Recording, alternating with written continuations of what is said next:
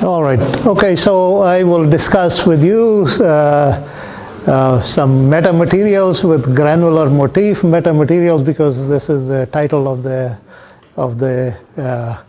workshop. So these materials will have granular motif and will be linked to what we call higher order continuum theories. Of course, I must acknowledge the support from USNSF. Right. So to me, all matter is granular, right? And this is discussed many millennia ago by many people. Of course, the granularity that I am thinking of is at some scale, although these savants were talking about scales down to whatever was measurable. But most matter, you can see a grain at some scale. And this, for example, here in this case, this is a limestone, which if you look at higher and higher resolution, eventually reveals its granular scale. Now, this granular nature of matter has consequences on material behavior, right? And just to share with you some consequences, I have examples from geomaterials, and again, because the theme of this meeting is biomechanics from bone. And the consequences are as follows: that you have a localization of deformations in these materials, which are of finite sizes, right? And you can have a rich variety of these localizations. So, for example, in sandstones, you can get compaction bands or dilation bands or combination thereof. And in bones, which are also granular at some scale, where the apatitic crystal, which is of the range of tens of nanometer, is embedded within your collagen fibril, has been recently, not so recently, but at least 10 years ago, observed to form these dilatational bands as precursor to failure, to fracture propagation. Okay. Now, what I will discuss today is not about damage and localization, but these features in such material appear because of their granularity, right? And the idea for me is to exploit this granularity, okay, in order to see if we can find or we can utilize these to create systems which we have otherwise not observed. Okay. They may still exist, as Francesco has pointed out, but perhaps for whatever reason we have not observed. Okay. All right, so before we go forward, I want to make a definition of what are granular materials for me from a mechanistic viewpoint. So a granular material can be defined as one composed of nearly rigid elements or grains, such that the deformation energy is stored or dissipated in deformable mechanisms that are at the interface or interconnections of these rigid elements, right? Okay. And so that's the definition that I will stick with for today. Or if you are a bit imaginative, you can also include other type of granular microstructures where the deformation may be happening somewhere in the grain, but can be described in the same fashion, right? Okay. All right, so for granular materials, then what are the explainants? Now, explainants means what would be the theory that can address the explanandum, which for us is their unique behavior, right? And according to Hempel and Oppenheim, the theories or the explainants that you construct are only adequate if you can make prediction before you make the observation, right? Okay. So you can make theories or explainants of observed phenomena, but the theory is considered adequate if the prediction is made prior to observations, right? So this is the spirit in which I want to work and explain on that we want to construct is the theory or mathematical model that is most appropriate for describing behavior of these materials when you have large number of grains while incorporating the impact of grain scale mechanisms. Okay. All right. So the process that we've been following now for several years is this 3-step. We can summarize it into these 3 steps, and it derives from the Piola ansatz, right, and ends up in a non-classical enhanced continuum model. And I can summarize it in these 3 steps. So the first step, of course, is the identification of grain motions in terms of the macro scale deformation measures. Then the expression of the macro scale or continuum energy density in terms of the volume averages of the intergranular deformation energy. And with this, you can derive all the constitutive relations and balance or equations of motions and boundary conditions. So this ansatz and this 3-step process has been discussed by us in the literature quite a lot. So what I will do for this presentation is give you a couple of examples, right, and how we can exploit that then to develop something that may qualify as a metamaterial.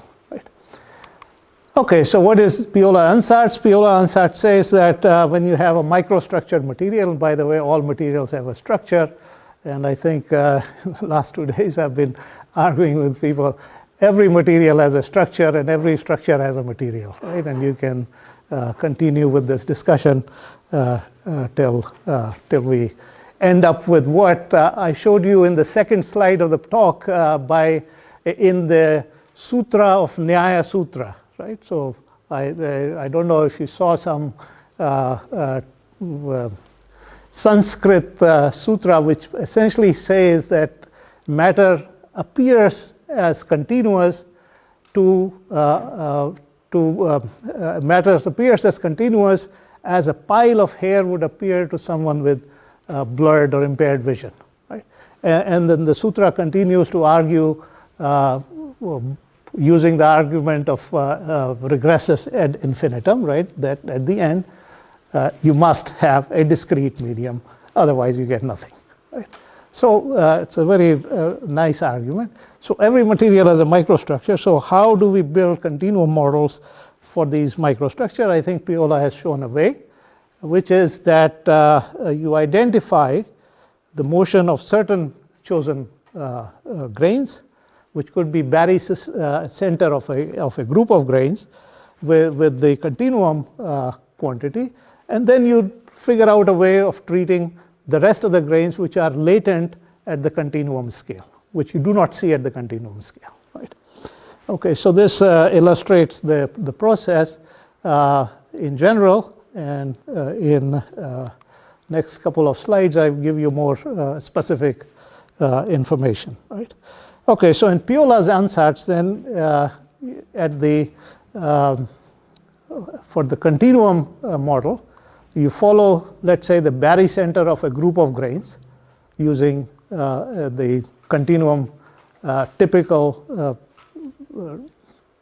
kinematic measure, and then you zoom into the microstructure, and at the microstructure level, for example, you can introduce a microscale in which you can describe the motion of rest of the grains which are not visible at the continuum scale using another set of kinematic measures, right? And a way to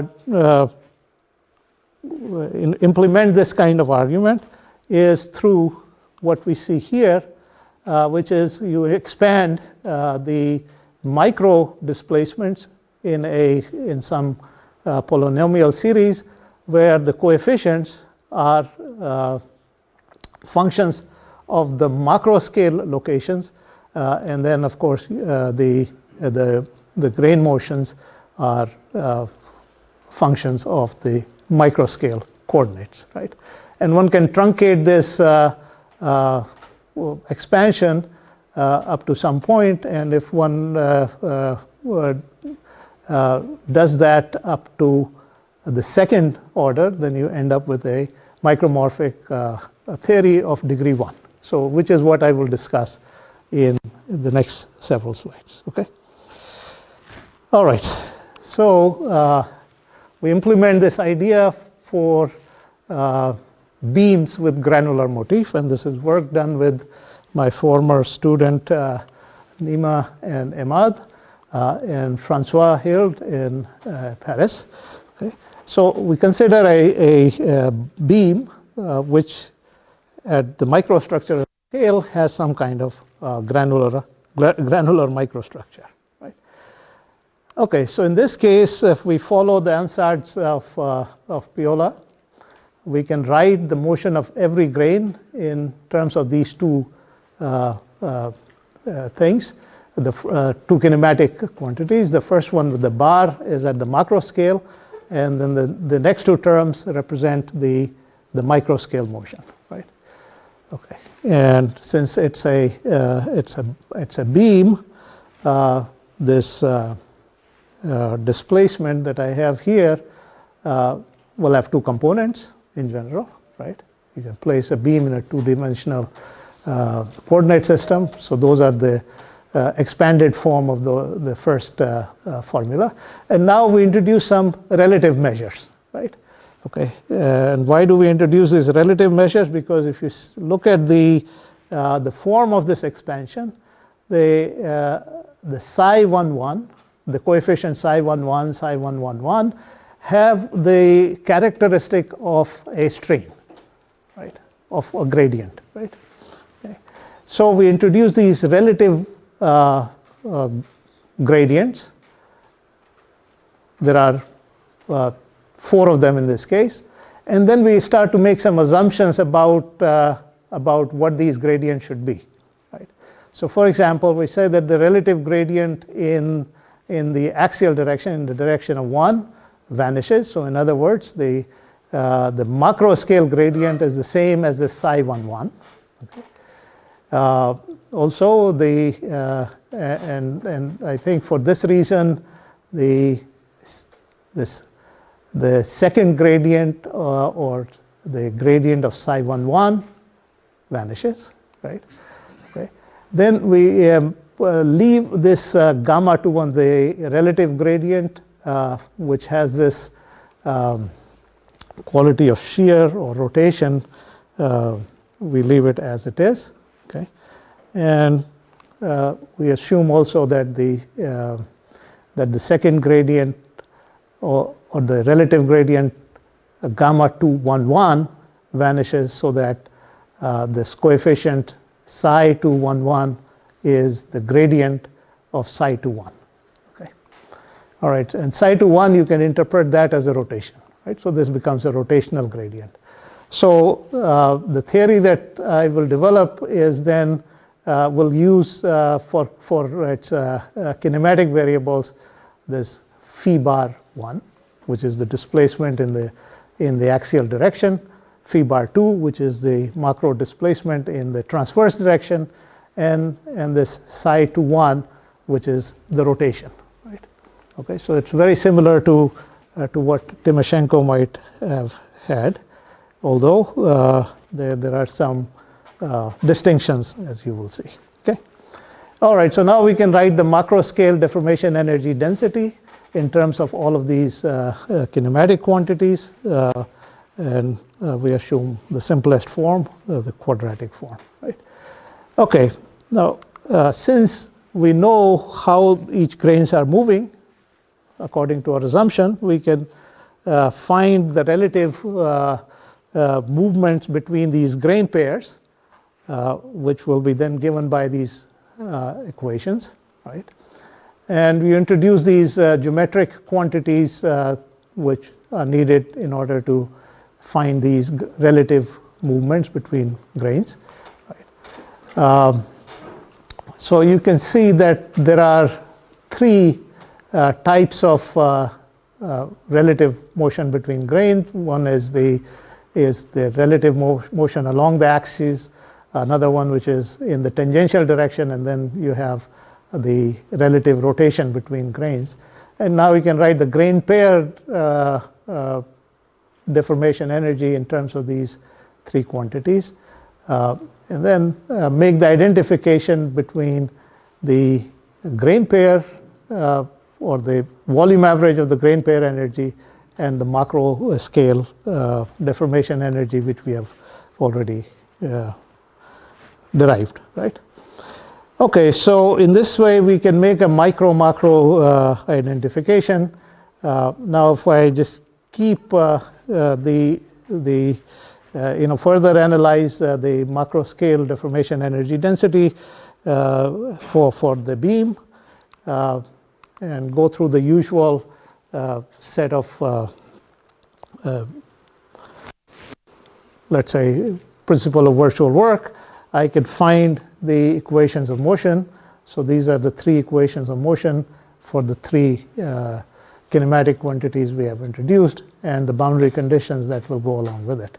Okay. All right. So when there are no axial deformations and these quantities, these coupling quantities vanish, then you recover the Timoshenko beam. And in fact, if you use the ratio of the C theta and CS, or identify that with the Young's modulus and shear modulus, then you have exactly the Timoshenko beam, right? Okay. Now, what we want to examine is that the case where these terms are non-zero, right? Okay. So when we have those three terms non-zero, so this coupling between the axial and the shear stiffnesses, and coupling between the axial and rotational stiffnesses, and the shear and rotational stiffnesses, then you get some results which are rather unusual, right? Okay. So here I have taken this theory and performed numerically, of course, a simple extension test, right? Okay, so when you extend this rod, you have, of course, the extension of the rod, and it is sublinear depending upon how these coupling terms are varied, right? So as long as you have coupling between the normal and the shear stiffnesses, you have a sort of sublinear response, right? Okay, so remember, we have a stick, we are stretching it, and this stick wants to not stretch linearly, right? Now, in addition to not stretch linearly, it has also transverse deformation. So you stretch the stick, and it wants to deform orthogonally, right? And finally, it has rotations, right? So it's bending at the same time, okay? So this is a bit unusual response. Right? Now, the micro-macro identification we have made has told us that in order to get this kind of response at the grain pair, you must have a deformation energy in which the normal response is coupled with the shear response, right? So the task for us was then to dream up of a interface in which such coupling could be realized, right? Okay. So we did that, and of course I should also mention that this kind of behavior has chirality, because you cannot simply do rotations and translations in order to map the response onto itself, right? Okay, so we thought about this, and we came up with a simple mechanism which, if you join the two grains, will have this characteristic of coupling the normal behavior to the shear and rotation. Okay, all right. And then we are able to realize this nowadays with 3D printing. So we made a beam with a set of grains linked in this way, and then we did experiments with a variety of these geometrical parameters defining these three, the ligament with three beams in order to test the idea. Okay. All right. Okay. So before I show you the final result, it may be argued, and I have been asked the question, that this is not a granular system. Right? Okay. This is just a bunch of things attached with with some ligaments. So I want you to focus on this last picture here. So using digital image correlation, we can then look at the strains at every point within this system. Right? Okay. And if you look at the strain energy at different in the interconnections between these nearly rigid big units, right? So it qualifies the definition of granular system that we first conceived of. So this is a granular system. And we can analyze this as a granular system. So which is what we did and using the digital image correlation information, followed the barycenters of each of these grains.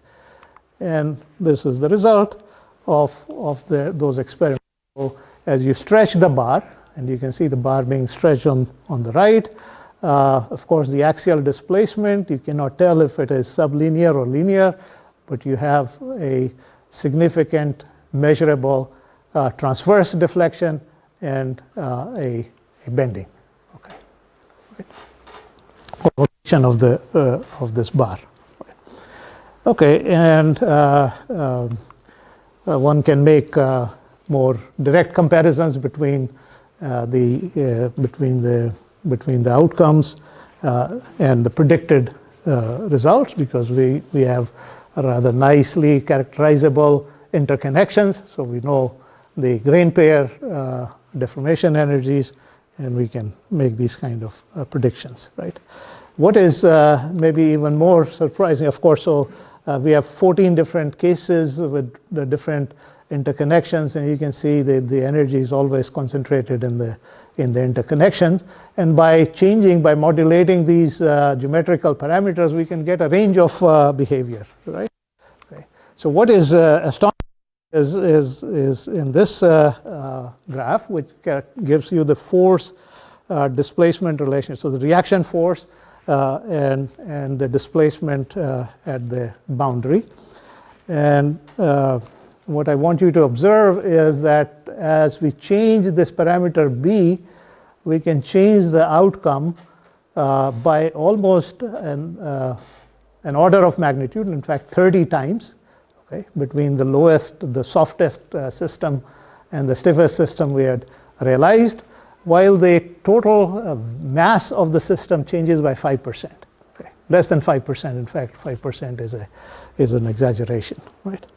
Okay. So a bar whose morphology almost looks the same can be made 30 times stiffer than another bar. Okay. All right. Now, recently with Ivan and Francois and Imad and Francesco, we took this one-dimensional system and expanded it to a 2D system. Right? So this is what you see here. And again, through the same kind of identification that I have described to you, we identified an orthotropic Coursera medium with the micromechanics. And of course, we have done some tests of these systems. These are all printed.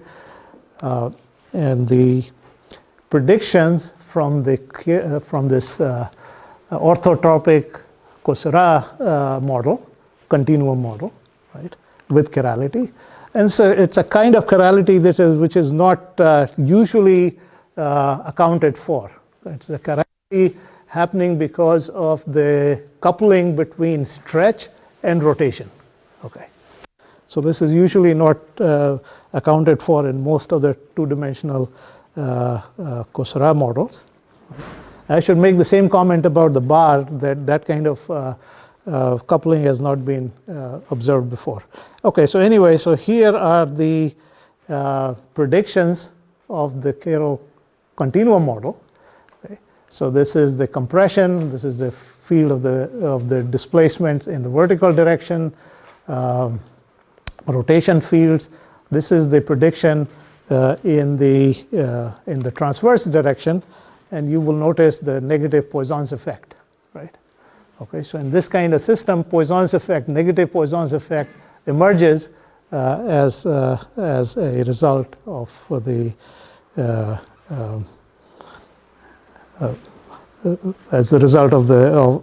what has been designed, right?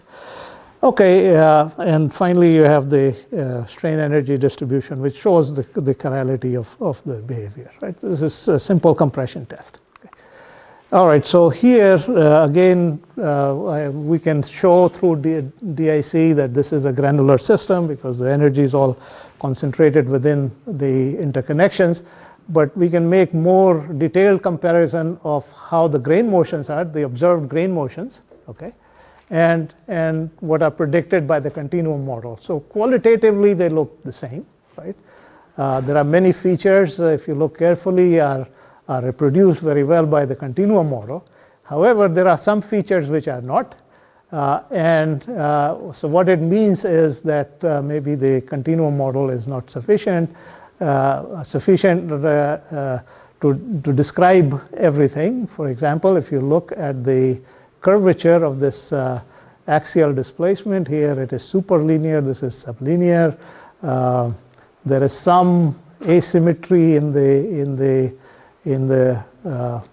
transverse motions, and however there are many features which are very well accounted for. So I think this is my last view graph as far as results are concerned. So I will summarize based upon the tails of these two objects that if we ask the question, can we link micro-macro scales in such a way that if we change something in the micro scale, are we able to get desired results at the macro scale, and can we verify this through other independent means? I think I've shown you examples that in fact this is possible. So we can move towards a rational design of metamaterials rather than proposing structures and then looking for the behaviors, right? So in this case, we predict the behavior and then we observe the behavior. Right? Okay, so I'll stop here. I have many people to thank always for their inputs at different aspects and different points. Thanks to all of our friends, including Tomek, who we don't have. I'd be happy to answer any questions.